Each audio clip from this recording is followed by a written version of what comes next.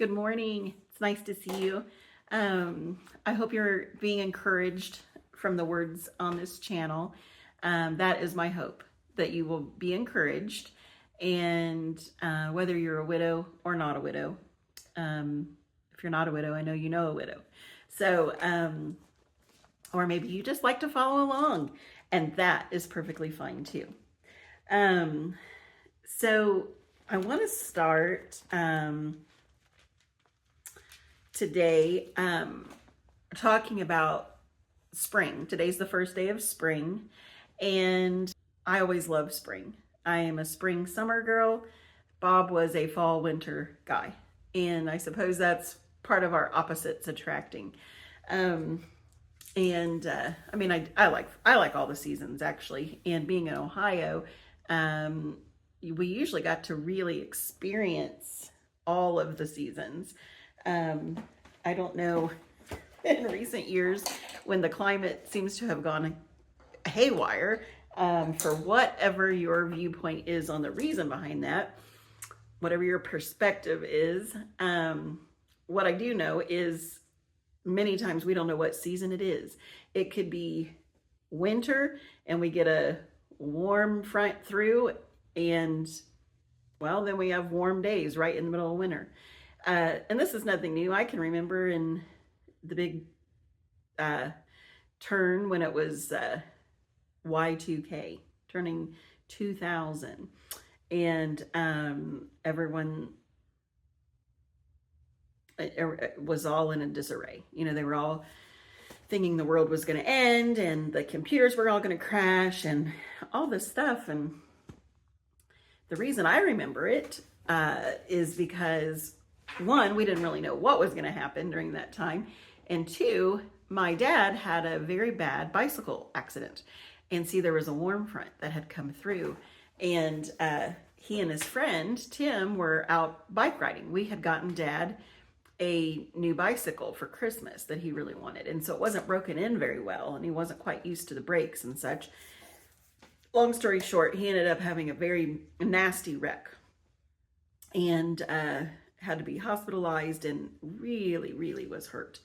And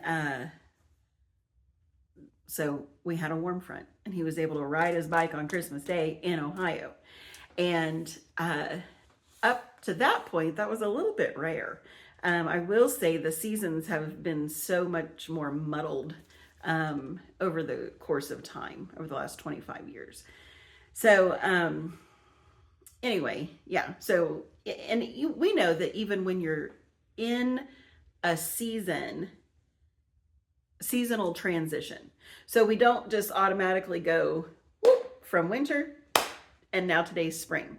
I mean, it might say so on the calendar, but there's a time period that we kind of journey through until we really are in spring, and then we're working towards summer, right? So it's always a process between seasons. And so anyway, yeah, now we're in spring in South Carolina. In spring, it comes a little earlier than in Ohio, but it's still similar. I will say we get a lot more sunshine down here, and I do love that. So anyway, there you have it. Little talk on seasons. So entering spring season, many think of Passover, or many think of Easter, or how do you celebrate the holiday that we're getting ready to celebrate? I just think of how my world is so vastly different. So thinking back to when our girls were little, and they would have frilly new dresses and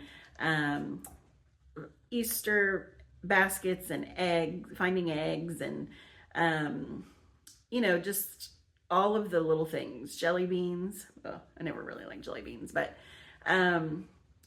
and then over time, you don't hardly notice it. You just keep celebrating year after year. And I know the church we attended for probably 15 years, I think, Um, yeah, or maybe a little longer. Anyway, the church we attended used to do sunrise services on Easter Sunday. And so we would get up super duper early, get dressed up, get to church, and we'd have it outside. And we would sit on these cold metal chairs. It always was freezing Easter morning, it seemed. And then afterwards, we would have a breakfast and time together. And so I liked that tradition, even though it was like, oh, you're tired. And of course, our youngest, she never was an early bird. Our oldest, early bird, not so much the second one. I always say one's my sunrise and one's my sunset. But she one time, I remember we had her all, dressed up, ready to go. And she was just like squinting her eyes. And she was a thumb sucker too. And she was like, why are we doing this? And it's kind of funny because Sophie's name means wisdom. And I'm going to tell you what, Bob and I prayed over her name, and the Lord directed us to her name, and as well as Olivia's. But Sophie's means wisdom, and she is wise beyond her years. So anyway, so we would do the tradition on Easter morning, and those are great memories. I mean, I love those memories. And I look forward to hopefully one day becoming a grandma and can spend some of those traditions with my grandchildren. Maybe not a sunrise service. Maybe, I don't know. Maybe we'll celebrate at the beach and see the sunrise at the beach and remember the Passover lamb. Remember Jesus with community in that way. So there's many, many, many traditions in a faith journey, especially coming from the mindset of America, United States of America, and how we honored and celebrated the meaning of Jesus dying on the cross and then rising again. Like, he was the first seed of God to do that for us. And I don't know where you are in your walk. It's quite mind-blowing. Bob used to always love the mind-blown emoji. He'd be like, and I can only imagine his perspective now, right? He's there. He's with Jesus. And it's amazing to me when I think about that. And from a widow's perspective, when I think back to the first Easter after Bob was gone, it felt so weird. I mean, of course, everything felt weird as I'm trying to get used to life without him at that time, and still have some new traditions, keeping old traditions and creating new for our family. And that first year, we decided, Sophie loved Cornish game hens. So from that first Sunday, Easter Sunday, that we celebrated after Bob died, that's what we did. We had Cornish game hens. Of course, I am traditional. I still use good china on the special occasions. And so I just remember it, and we haven't done it every year since. Sometimes we've gone to friends or families, and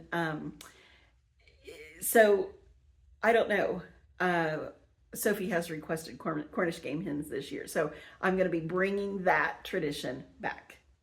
I will not be bringing back a sunrise service this year as we celebrate and remember the monumental difference in sacrifice that Jesus is and was for us all.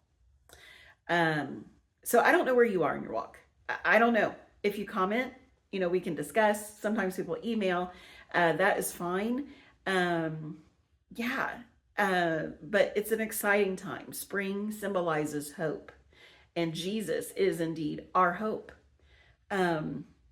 So happy spring. Today's the first day of spring, and our clocks have already changed, so our daylight is longer, and I love that. I love it. I think it's like after 8 o'clock down here now before it's dark, and I do love that.